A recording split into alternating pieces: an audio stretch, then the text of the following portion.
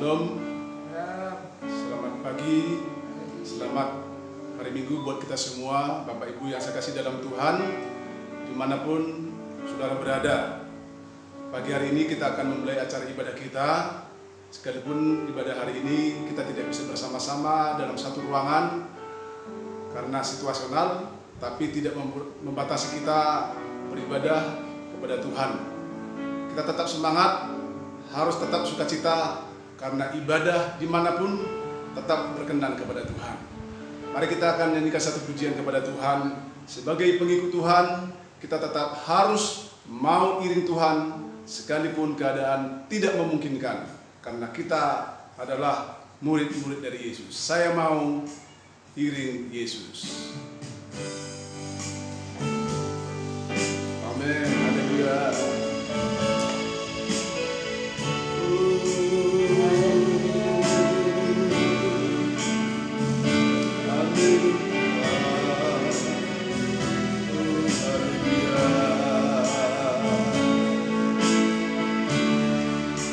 Saya mau iring Yesus, saya mau iring Yesus,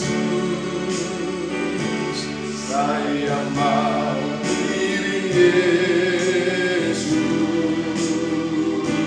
sampai selamanya. Saya mau iring Yesus, saya mau iring Yesus.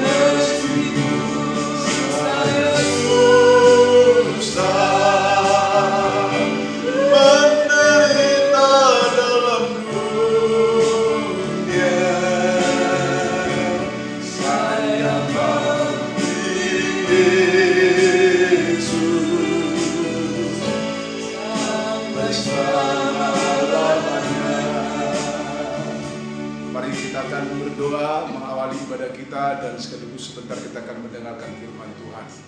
Bapa di dalam surga, di dalam nama Tuhan Yesus Kristus, hati kami melimpah dengan pujian dan ucapan syukur kepada Tuhan. Bila Engkau masih berkenan kepada kami, mengizinkan kami boleh bersama-sama beribadah pada saat pagi hari ini bersama dengan jemaat-Mu, sekalipun kami terpisah secara jarak, tetapi kami satu di dalam kasih, satu dalam roh, satu dalam iman. Bahkan kami berdoa kepada Tuhan, dimanapun seluruh sidang jemaat-Mu berada, Tuhan memberkati dan menolong mereka. Dan sebentar kami akan mendengarkan firman-Mu, biarkanlah firman Allah menyapa kami, supaya tahu kami mengetahui kewajiban kami sebagai orang Kristen, sebagai orang percaya, sehingga kami dapat melakukannya untuk menyenangkan hati Tuhan. Terima kasih Bapa di surga, kami siap menerima kebenaran firman-Mu dalam nama Tuhan Yesus Kristus. Haleluya. Amin. Bapak Ibu Saudaraku yang saya kasih dalam Tuhan, pada kesempatan ini saya akan melanjutkan firman Tuhan yang saya sampaikan minggu yang lalu.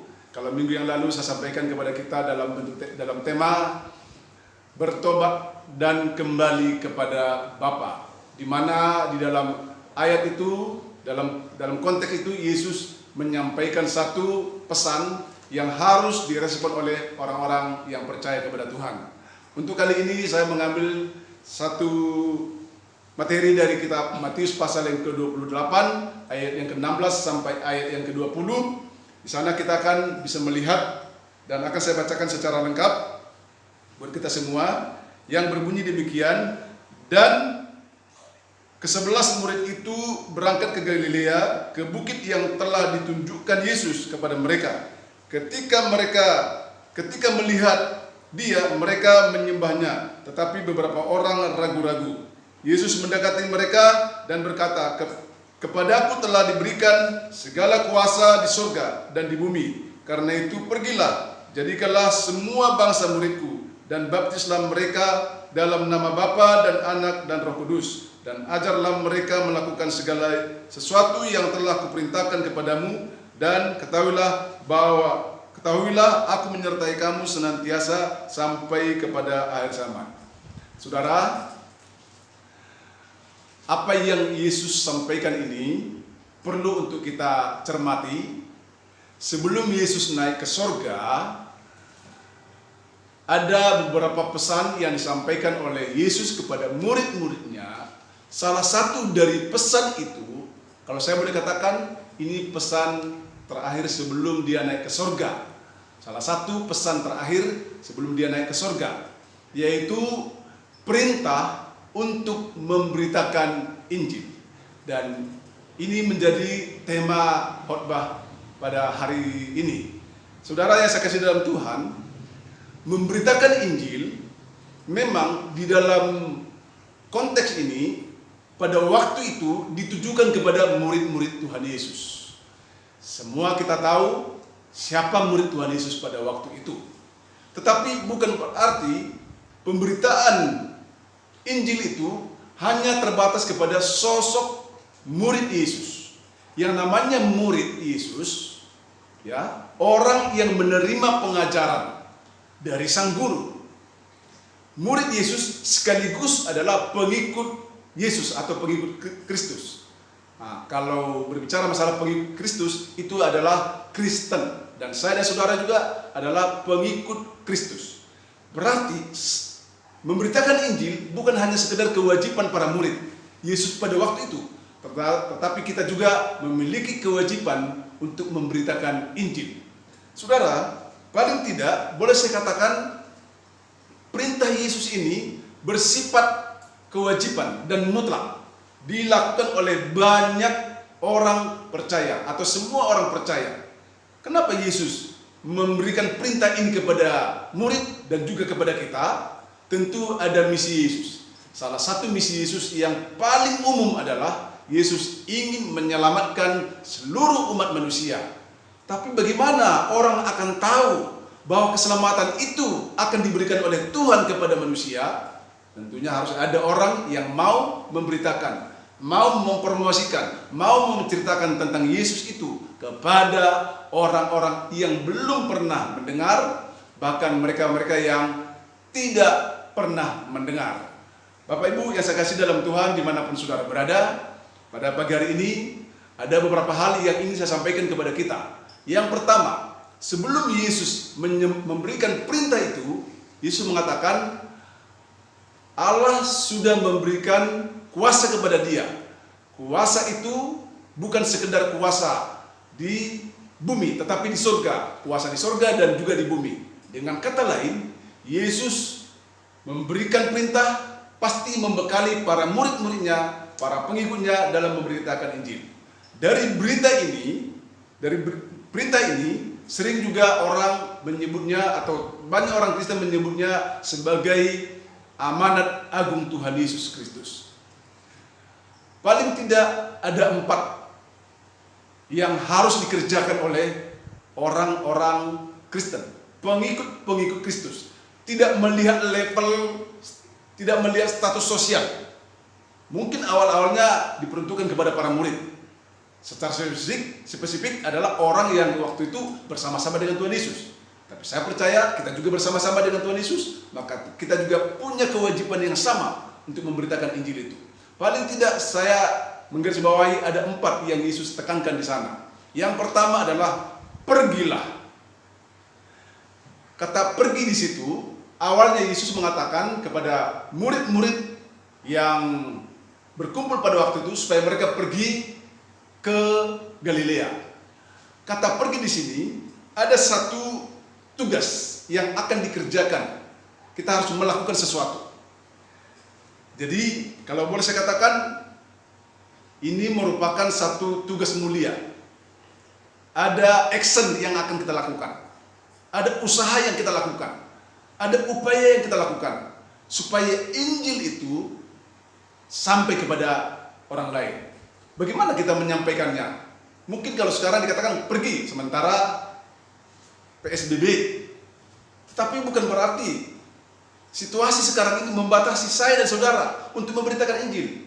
Memberitakan Injil tidak dibatasi oleh tempat, tidak dibatasi oleh ruang, dan tidak dibatasi oleh situasi. Memberitakan Injil tetap harus kita lakukan. Bagaimana kita akan melakukannya? Nanti akan disampaikan kepada kita. Selain Yesus menyampaikan pergilah, dikatakan lagi di dalam ayat berikutnya,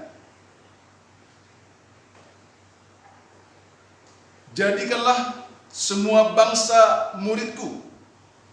Jadi kata murid di sini tidak bisa lepas dari sebuah pola atau belajar mengajar. Jadi kalau ada murid, pasti ada guru. Dan Yesus ingin supaya semua yang mendengar Injil itu menjadi muridnya. Menjadi muridnya.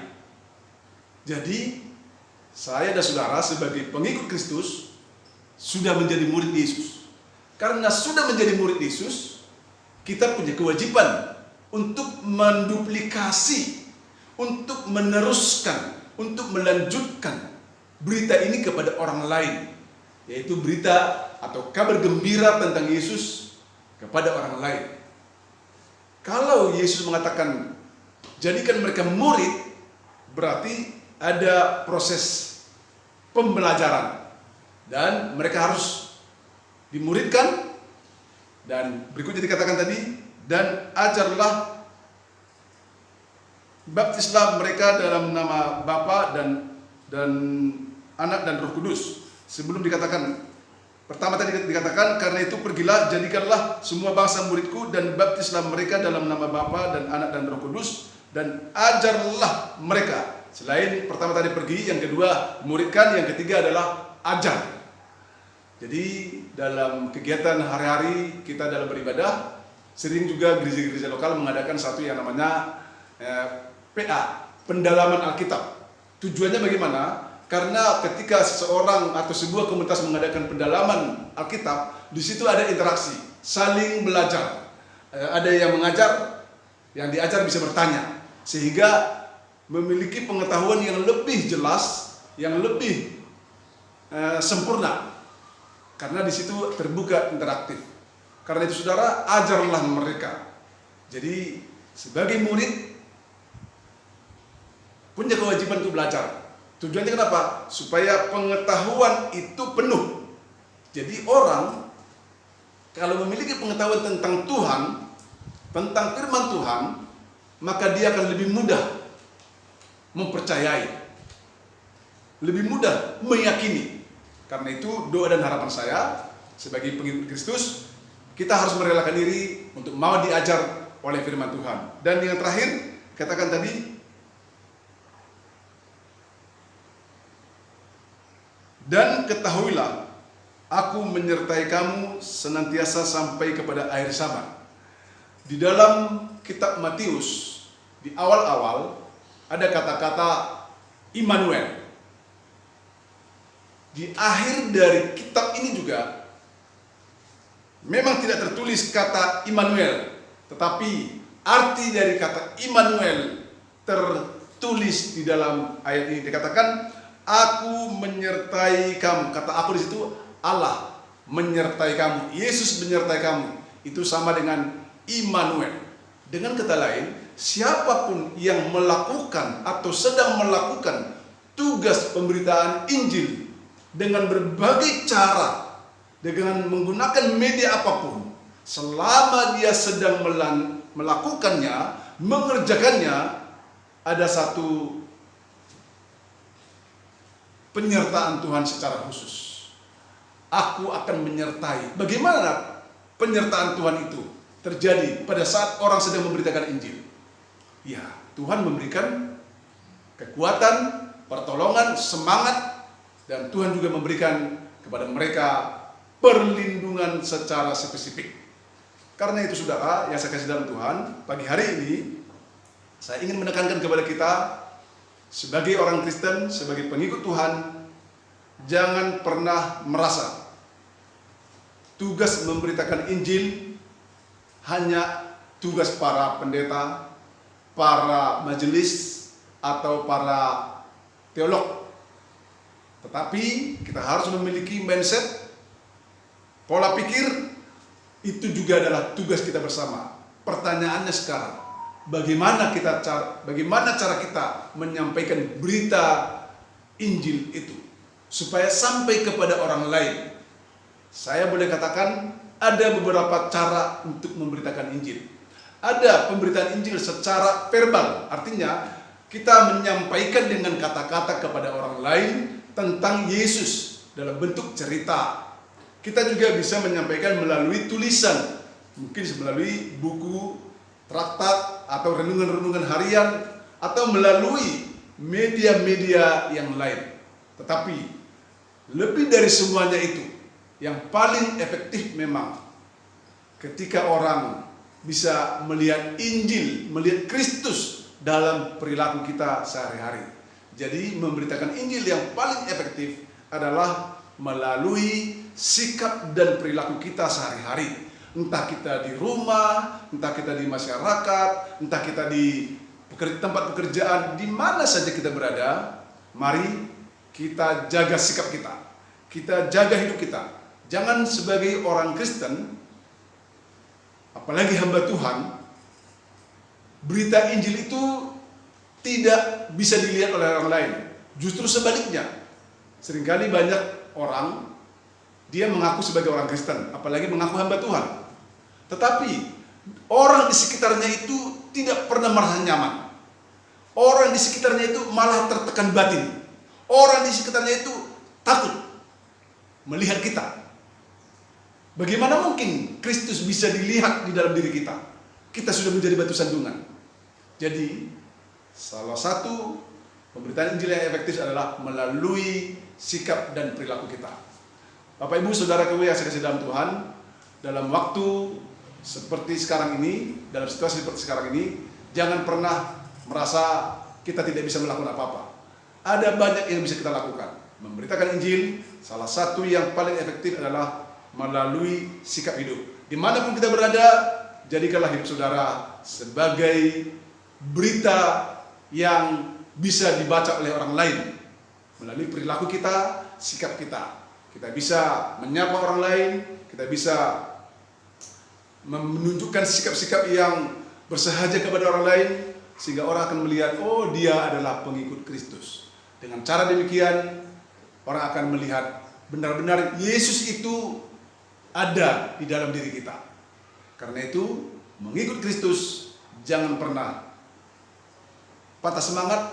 Apapun yang terjadi, Tuhan pasti memberkati kita semua. Demikian firman Tuhan yang bisa sampaikan kepada kita semua hari ini. Kiranya firman Tuhan ini dapat memberikan kekuatan kepada kita, supaya kita dalam mengiring Tuhan tidak pernah takut, dan memberitakan Injil tetap kita lakukan sekalipun situasi tidak memungkinkan. Karena Yesus mengatakan, beritakanlah Injil, baik atau tidak baik keadaannya, Injil tetap harus diberitakan.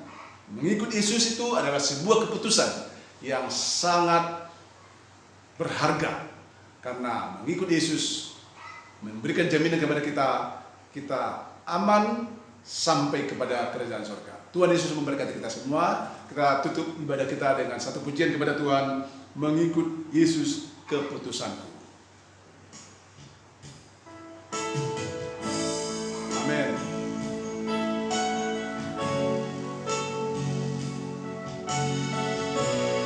Haleluya. Mengikut Yesus, mengikut Yesus keputusan. Mengikut Yesus keputusanku. Mengikut Yesus keputusanku. Ku tak ingkar, walau sendiri, ku ikut Yesus. Walau sendiri, ku ikut Yesus. Walau sendiri, ku ikut Yesus, ku bertingkah. Sekali lagi, mengikut Yesus keputusanku. Mengikut Yesus keputusanku. Oh, mengikut Yesus keputusanku. Mengikut Yesus keputusanku. Ku tak ingkar.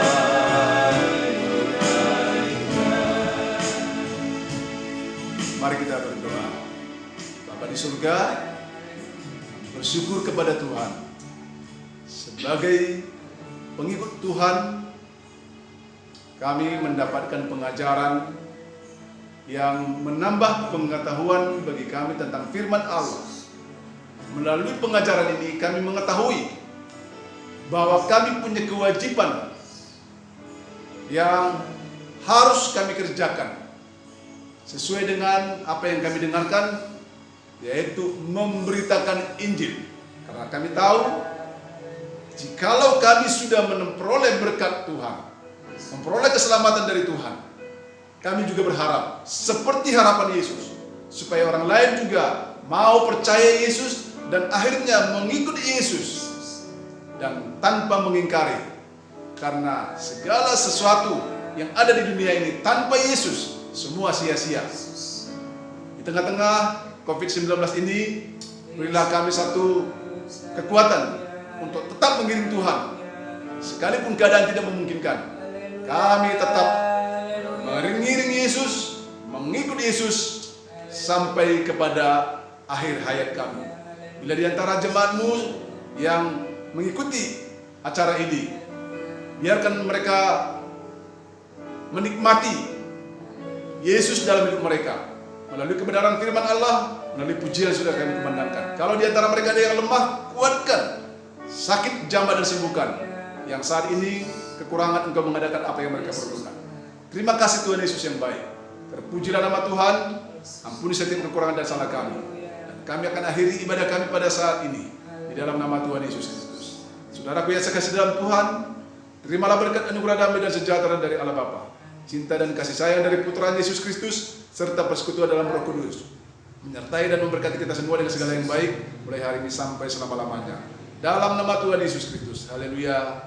Amin. Selamat pagi. Tuhan Yesus memberkati kita semua. Shalom buat kita semua.